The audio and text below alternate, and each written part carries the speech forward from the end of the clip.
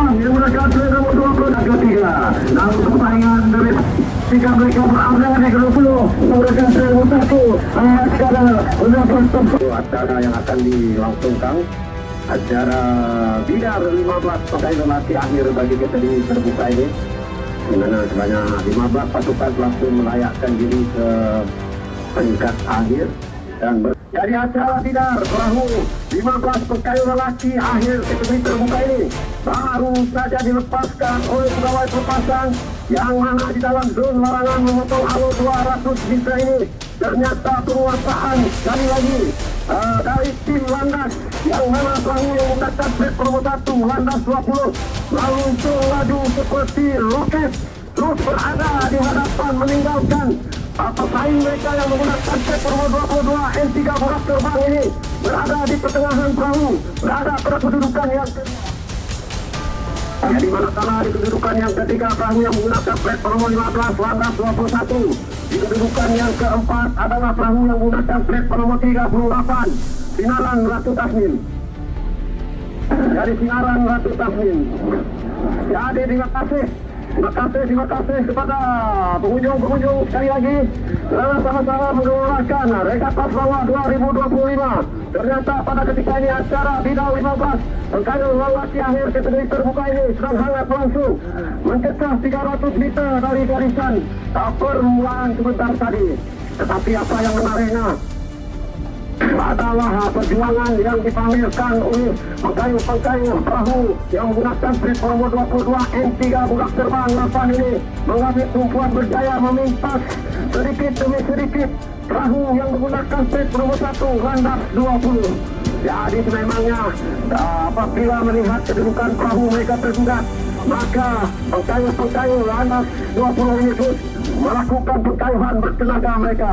Namun berada pada kedudukan yang ketiga pula adalah perahu yang menggunakan trek nomor 15 landas 21. Di kedudukan yang keempat pula adalah perahu yang menggunakan trek nomor 38 Sinaran Ratu Tasmin. Ternyata pada Regatta 2025 ini seakan-akan musim kemarau telah pun berakhir dan kini tibanya musim tersudur ataupun di dalam bahasa Sarawak kita musim landas melanda Regatta Sarawak 2025 yang mana pada ketika ini masih lagi pertembungan yang begitu menarik di antara perahu N3 borak terbang 8 dan juga perahu yang menggunakan trek nomor 1 landas 20. Jadi memangnya acara ini akan menarik perhatian. Adakah N3 borak terbang ini berjaya memecah dominasi penguasaan landas masih lagi berada pada kedudukan yang pertama, tetapi tidak mustahil kiranya apabila melihat corak pengkayuhan yang diperagakan oleh pengkayu landas 20 ini mesti akan berjaya memintas apabila pangkalan kampung Royak nanti. Jadi sama-sama kita tunggu, sama-sama kita lihat di mana perahu yang berada di kedudukan yang keempat dan kelima adalah pertembungan di antara Sinaran Ratu Tasmin dan juga Endras Cahaya Zain. Jadi demi memudahkan pekayu ini untuk meneruskan pengkayuhan, kami di dalam buat pengulas ini terpaksa memberi sedikit ruang untuk mereka meneruskan pengkayuhan menuju ke garisan selamat. Dan sememangnya pertarungan yang amat sengit di antara landas 20 dan juga N3 borak terbang ini. Jadi sememangnya acara ini akan mengalami tumpuan apabila mereka berada di hadapan pangkalan Kampung Gresik pada ketika ini. Masih lagi pertembungan dua buah penjuru ini, masih lagi berperang.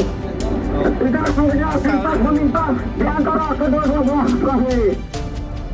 Namun di kedudukan yang ketiga pula perahu yang menggunakan trek nomor 15 landas 21 ini berada pada kedudukan yang ketiga. Memangnya agak mustahil untuk mereka mengejar kedudukan perahu yang berada di kedudukan yang kedua seakan-akan N3 borak terbang. Seperti yang saya sampaikan, apabila menuju ke pangkalan Boyan, maka disitulah kita akan dapat melihat corak pengkayuhan yang diperagakan oleh pengkayu landas 20 ini terus melakukan pecutan pada jarak lebih kurang 600 meter menuju ke garisan penamat.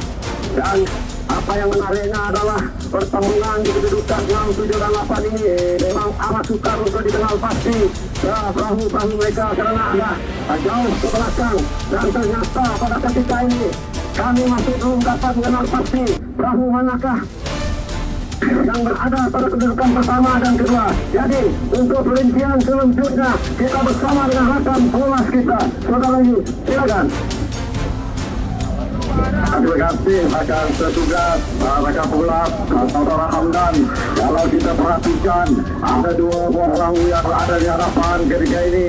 Seiring kedua buah perahu ini baru saja melintasi pekarangan kapal Persik menuju ke pekarangan kapal Moyan. Itulah akan menjadi saksi perang kedudukan bagi tempat pertama dan tempat yang kedua. Permatakan kedua buah perahu yang berada di depan. Di adalah landas 20 yang mendekat plate nomor 1 dan juga perahu yang mendekat plate nomor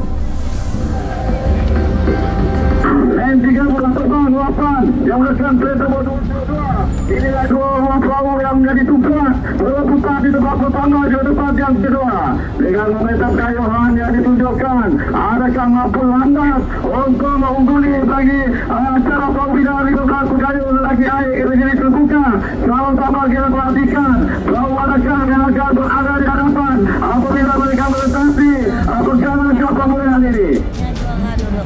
Kalau kita perhatikan daripada kotak ini pastinya landas 20 yang mendekat plate nomor 1 berada di kedudukan yang pertama, diikuti rapat oleh Burak Turbang yang mendekat plate nomor 22 berada di kedudukan yang kedua. Adakah landas akan bergaya mengekalkan momentum gaya mereka bagi meletakkan mereka berada di kedudukan yang pertama? Sama-sama kita perhatikan memandangkan Burak Turbang 22 semakin lapar untuk semua meminta perahu landas yang berada di hadapan. Manakala di tempat yang ketiga di belakangnya nantinya perahu landas yang mendekat plate nomor 15 landas 21 berada di kedudukan yang ketiga.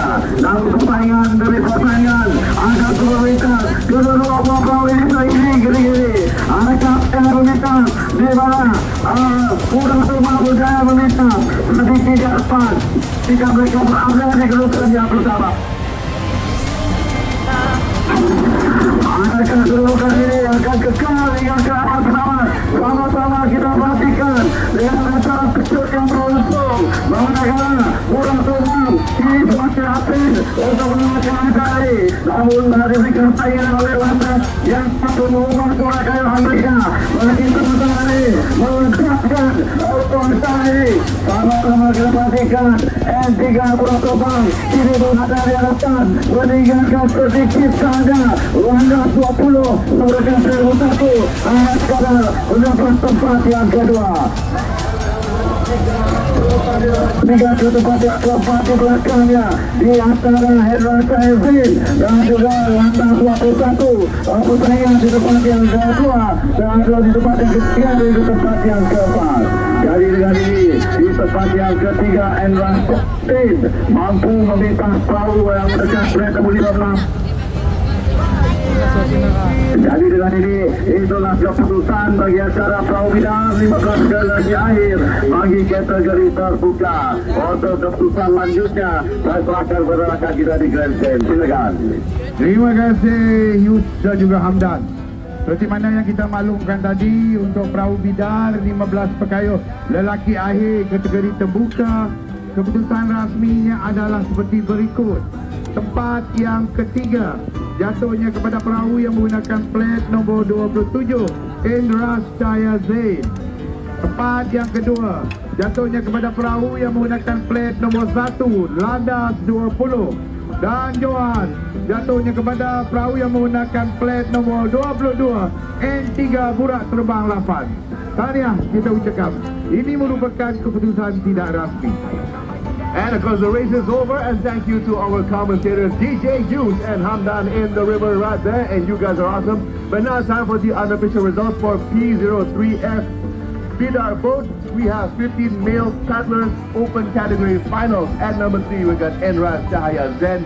Number 2 is Landas 20, and number 1 is N3 Burak Terbang number 8. Okay, so these are the unofficial results. We'll announce the official results as and when they become available. Laki akhir kategori terbuka. Keputusan rasminya, tempat yang ketiga, Indras Daya Zain menggunakan plate nombor 27, catatan masa 7 minit 55 saat. Tempat yang kedua, Landas 20 menggunakan plate nombor 1, catatan masa 7 minit 42 saat. Dan Johan jatuhnya kepada perahu yang menggunakan plate nombor 22, N3 Burak Terbang 8 dengan catatan masa 7 minit 41 saat. Tahniah kita ucapkan kepada pemenang-pemenang.